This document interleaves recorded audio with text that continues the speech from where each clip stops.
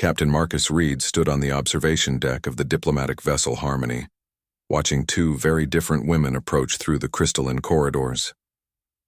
The first was Lisa, an elf diplomat from the Woodland Confederation, her silver, hair flowing like liquid starlight and pointed ears adorned with ceremonial rings. The second was Amanda, representing the Helix Coalition, her blue-tinted skin shimmering with bioluminescent patterns that pulsed gently across her elongated limbs. The peace talks between their three species had been going well, perhaps too well. Marcus had found himself drawn to both women in ways that complicated his mission as Earth's representative. Lisa's ancient wisdom and ethereal beauty captivated him, while Amanda's alien grace and mysterious nature intrigued him beyond reason. "Captain Reed," Amanda said as they entered the observation lounge, her voice carrying harmonic undertones that resonated in his chest. "We need to discuss something important before tomorrow's final negotiations." Lisa nodded gravely, settling into one of the specially designed chairs that accommodated various anatomies. "It concerns the emotional bonds that have been forming during these talks." Marcus felt his pulse quicken. Had they noticed his growing attraction to them both? "What do you mean?" Amanda's bioluminescent patterns shifted to deeper blues and purples. "I must tell you something that may sound strange. Don't fall in love with me, Captain. Don't fall in love with either of us." The warning hit him like a physical blow. Marcus had expected many things from this conversation, but not such a direct confrontation about his feelings. "I don't understand."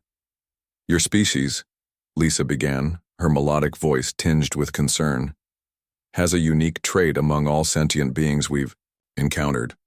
When humans form deep emotional bonds, particularly romantic love, something extraordinary happens." Amanda leaned forward, her large dark eyes reflecting the star field beyond the viewport. "We've studied your history, your literature, your wars and your achievements. Every great leap forward in human civilization has been driven by love in some form." Marcus frowned. "That's not unique. Many species value love and emotional connections." "No." Lisa shook her head, her silver hair catching the light. "You don't comprehend the scale. When a human truly loves someone, they become capable of reshaping reality itself to protect or be with that person. Your wars, your exploration of space, your technological advances, your art, your music, all of it springs from love." "The Great Wall of China," Amanda continued, "built by millions who loved their families enough to work themselves to death protecting them. Your space program, born from a nation's love of freedom and competition. Your medical advances driven by scientists who couldn't bear to watch loved ones suffer." Marcus sat down heavily, the weight of their words settling over him. "You're saying love makes us dangerous?" "Dangerous isn't the right word," Lisa said softly. "Transformative, unstoppable.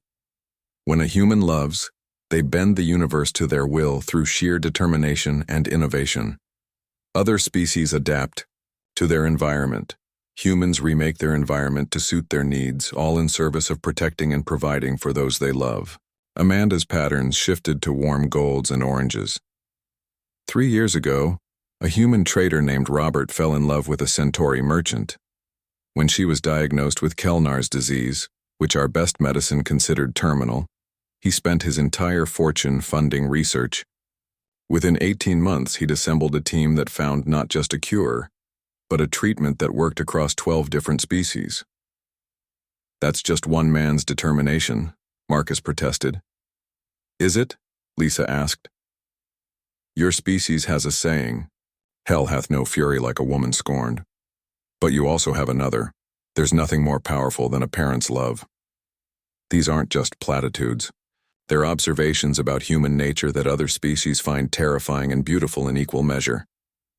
Amanda stood and walked to the viewport, gazing out at the swirling nebula that served as the backdrop for their negotiations. "My people have lived for millennia in harmony with our environment. We adapt, we flow, we accept what the universe gives us. But humans? You looked at the atom and split it. You looked at the stars and built ships to reach them. You looked at disease and declared war on it. And in every case," Lisa added, "it was love that drove you. Love of family, love of country, love of knowledge, love of life itself. Marcus felt a chill run down his spine.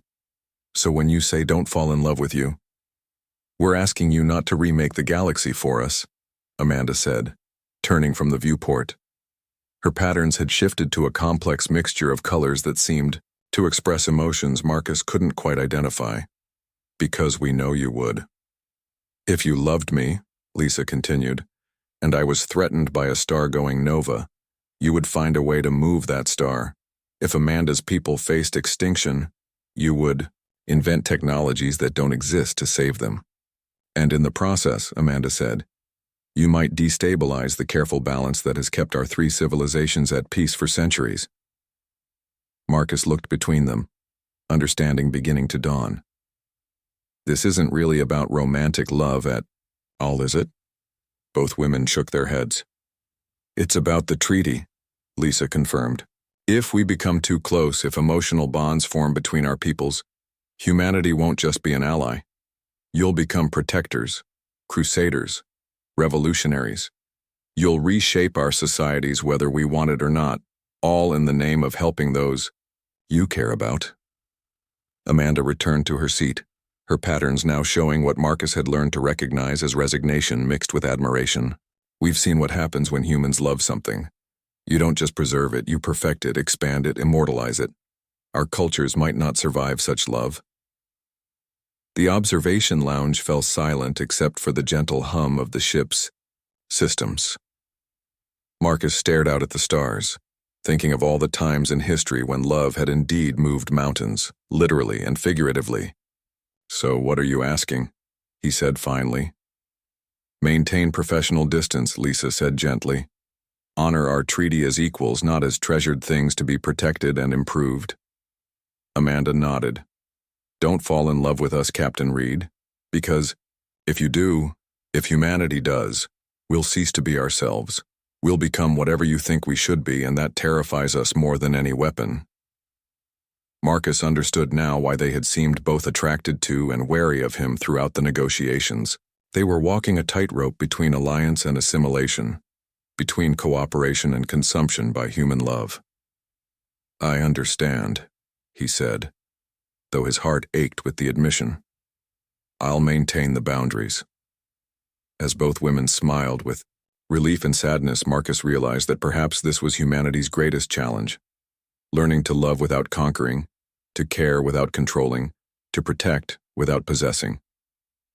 The hardest lesson of all was learning that sometimes love meant letting go.